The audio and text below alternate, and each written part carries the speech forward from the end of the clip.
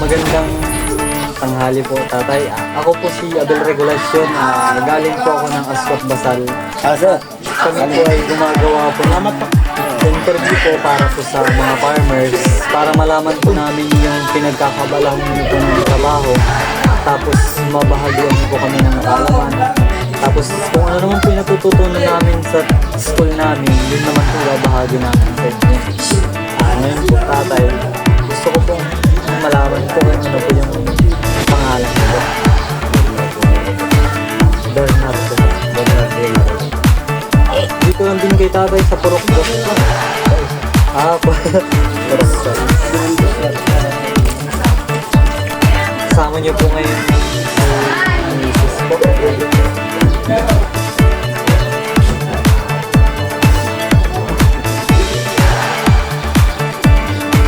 Ilan taon na kayo, tay?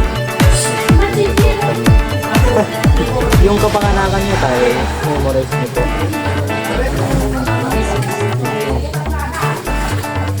Saan kayo tayo nagtapos ng pag-aaral mo?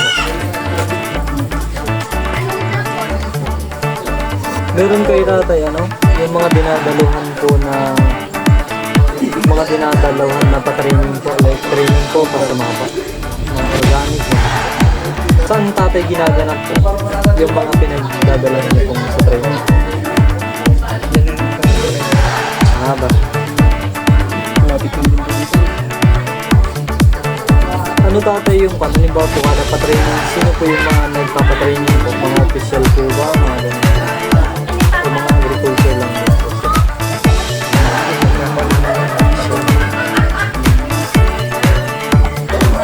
Ano tatay yung mga pinagkakabalahan niyo po sa tubulan din po?